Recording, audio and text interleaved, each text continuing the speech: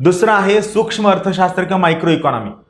यामध्ये काय येतं, स्टीलचं उत्पादन, टायर, गाडींच्या टायरचं उत्पादन, ज्वारीचं उत्पादन, आणि तुम्ही किती वस्तूंची निर्यात केलेली आहे, तुम्ही किती तेलाचं आयात केलेलं आहे, किती रुपयांच्या तेलाचं आयात केलेलं आहे, तुम्ही जड जवाहिरांचं किती रुपयांचं निर्यात केलं आहे. हे जे छोटे छोटे घटक आहेत, छोट्या छोट्या वस्तू आहेत ज्या तुमच्या या मॅक्रो इकॉनॉमिक घटकांना सप्लिमेंट करतात, यांना पूरक असतात, यांना आपण काय म्हणतो, यांना आपण मायक्रो इकॉनॉमिक घटक किंवा सूक्ष्म अर्थशास्त्राचे घटक असं म्हणतो.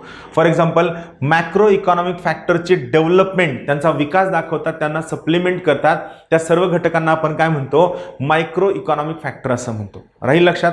दोन सगळ्यात सोपे कन्सेप्ट आहेत. म्हणजे भारतामध्ये यावर्षी 210 मिलियन मेट्रिक टन ज्वारीचं उत्पादन झालं. मला सांगा, भारतामध्ये 210 मिलियन मेट्रिक टन ज्वारीचं उत्पादन झालंय, यावरनं भारत हा ज्वारीचा सगळ्यात मोठा उत्पादन करणारा देश आहे, हे कळतं का? नाही कळत. याला आपल्याला खूप गोष्टी कंपेअर कराव्या लागतील. पण जेव्हा आपण या ज्वारीच्या उत्पादनाला बाकीच्या सगळ्या अन्नधान्याच्या उत्पादनासोबत कंपेअर करतो, त्यावेळेस आपल्याला कळतं की ज्वारीचं स्टेटस काय आहे.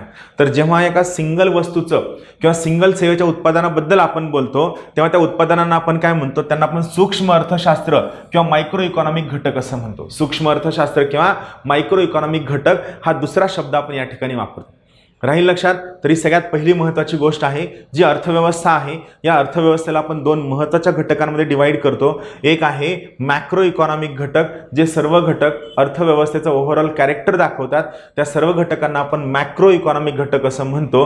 तर जे सर्व छोटे छोटे घटक मॅक्रो इकॉनॉमिक घटकांना कॉम्प्लिमेंट करतात किंवा सप्लिमेंट करतात, त्या सर्व घटकांना आपण काय म्हणतो, मायक्रो इकॉनॉमिक किंवा सूक्ष्म अर्थशास्त्राचा घटक असं म्हणतो. राहील लक्षात.